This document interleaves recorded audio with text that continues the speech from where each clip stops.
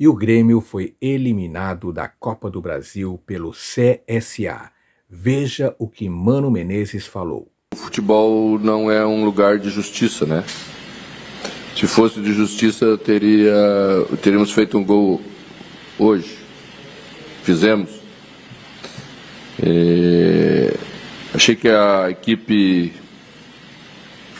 se entregou ao máximo daquilo que podia fazer, daquilo que queríamos fazer de comportamento, primeiro falando de comportamento. Esse comportamento, tirando 2 minutos iniciais do jogo em que entrou meio atrapalhada, deu controle absoluto do jogo, com 77% aí de posse, que é raro, em qualquer jogo é raro, né? 26 conclusões contra 6, deu uma série de números que mostra a superioridade tática que o Grêmio teve sobre o jogo de hoje. Aonde reside-se o problema na nossa avaliação, que a gente tem que fazer melhor com 77% de posse de bola, que a gente precisa ter um pouco mais de calma com 77% de posse de bola, que em determinados momentos a gente foi afoito, ajudou o adversário a defender com a sua proposta, que era uma proposta lógica, né? E faltou um jogo em determinados momentos um pouquinho mais lúcido para criar oportunidades mais claras, além daquelas que a gente criou com esse volume, com esse conteúdo. Onde eu acho que a gente precisa evoluir bastante. Eu acho que isso é bem claro entre nós, né? Quando assumimos o trabalho, falamos sobre isso com os jogadores, falamos sobre estruturar uma equipe, acho que a equipe começa a se estruturar como equipe. A partir daí tem que ter as resoluções que todas as equipes têm. Quando uma equipe como a nossa tem esse tipo de problema, quando vai enfrentar uma equipe que as linhas estão mais baixas, esses problemas eles ficam mais evidenciados.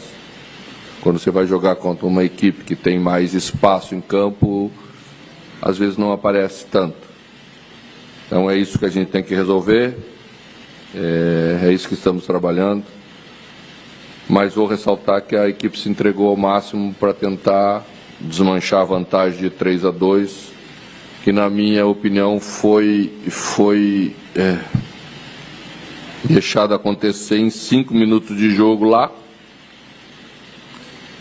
e que não foi também possível ser executada hoje, pelo menos para penalidades máximas, por um erro grave da arbitragem. Eu acho que a gente não pode deixar de falar.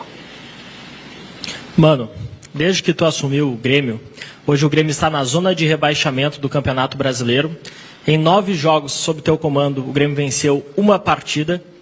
E hoje uma eliminação para o CSA, que disputa a Série C do Campeonato Brasileiro. Em mais de 100 minutos, o Grêmio não conseguiu fazer um gol para, pelo menos, levar as penalidades. Qual a tua responsabilidade diante de tudo isso que tu já mencionou, do Grêmio não conseguir converter em gols?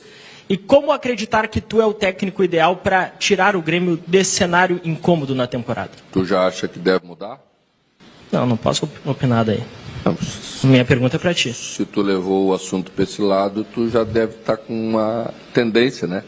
Não, só um questionamento para ti. Tá bom. A responsabilidade é toda minha. Tudo bem, mano. Boa noite. Primeiro, meus sentimentos pelo episódio do fim de semana. Eu quero lhe questionar sobre o sistema defensivo do Grêmio. Porque desses 9 jogos sob o seu comando, em apenas um, o Grêmio teve Wagner Leonardo e Walter Kahneman juntos, atuando, Wagner pela direita no jogo de hoje. Por que esse sistema, que hoje rendeu bem, não foi testado em outros episódios que tiveram falhas do jogador que vinha sendo utilizado por você, que era o Gemerson? Eu acho que tu tocaste num termo bem coerente, assim, sistema defensivo. É realmente um sistema. Eu achei que a gente melhorou o nosso sistema defensivo, independentemente de quem esteja jogando. E eu acho que isso que é o mais importante. A gente hoje não jogou da maneira como a gente estava jogando nos outros jogos. A gente colocou o Ronald como um terceiro zagueiro, uma linha de 3, para não ser zagueiro, porque não é zagueiro. E isso propiciou jogar com 2 volantes canhoto, um mais pelo lado, construindo, e um como sobra, como líbero, que a gente fez com o Wagner Leonardo. Era necessário fazer isso para 2 zagueiros canhotos, para a gente poder utilizá-los. A gente achou que hoje cabia bem empurrar Marlo já para a linha mais de frente, abrir bem para dar amplitude do outro lado com o kick. Então a gente não jogou no mesmo sistema dos outros jogos. A gente teve que mudar o sistema para poder utilizar os 2 zagueiros canhotos. E achei que funcionou bem, sim. Mesmo, tenho a mesma opinião como tu. Vamos ver se evoluímos para estar bem contra outros adversários, às vezes com menos volume. Hoje a tendência é que tivéssemos o controle do jogo. Então, quando você tem o controle do jogo, empurramos um jogador mais à frente, conseguimos fazer isso. Mas contra adversários que não tenhamos tanta posse e tanto controle, temos que ver se isso funciona bem também, porque a situação é diferente.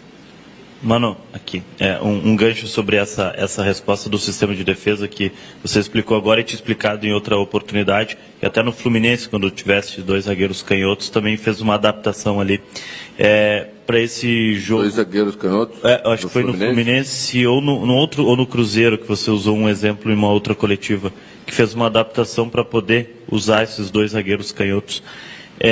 O Ronald, por exemplo, para o final de semana, ainda é uma tendência, tendo essa zaga canhota com esses 2 zagueiros em relação ao João Pedro. E, se me permite uma outra questão, o volume do primeiro tempo, principalmente em finalizações do Grêmio, foi muito grande. No segundo tempo, me pareceu que no final para o jogo o time deu uma decaída nesse volume de finalização, não no de posse. Isso pela mexida, a saída do Monsalve, daqui a pouco não ter sido um outro meia de característica mais de armação, como o Monsalve, tem essa característica. Qual? Daqui a pouco o Natan, que era a opção hoje que estava no banco. Me surpreendeste. Para fazer o time daqui a pouco manter essa ideia como foi no primeiro tempo. Olha, como a gente pretendia colocar um ala direito a partir da saída do Ronald, para ser mais agudo pelo lado, não ia ter jeito, eles iam fechar. E a gente enfiou 2 atacantes na área para ter presença de área. A gente tinha que ter volume pelo lado para usar essa presença de área do lado, tá? Então a gente manteve os 2 volantes para dar sustentação e colocamos um homem pelo lado para fazer a jogada aguda pelo lado. Trouxemos a Alisson um pouquinho para dentro para se juntar, para ser quase um terceiro atacante enfiado em cima da linha de defesa. Acho que funcionou em alguns aspectos bem, né? Achei que a gente poderia ter distribuído melhor os nossos atacantes em cima dos 2 zagueiros, principalmente, depois 3, né? Que eles encerraram com 3, para que as bolas cruzadas na área sempre alguém puxasse no primeiro zagueiro da zona para fazer a bola passar por aí. Eles tiraram algumas bolas em sequência, porque os 2, principalmente o zagueiro da direita, é muito bom. E ganhou nessa bola aérea, porque a gente não puxou como poderia ter puxado mais vezes aí na frente na hora dos cruzamentos, principalmente os cruzamentos da esquerda.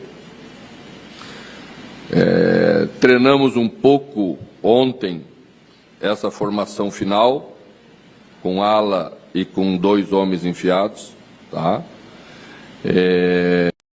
E na última parte do jogo, se fosse necessário, a gente utilizar. Dá para melhorar, sim, né? E existe uma tendência meia lógica, que a bola demora muito para entrar, o time fica um pouco afoito e simplifica e quer cruzar bolas na área um pouquinho em demasia. Pode melhorar.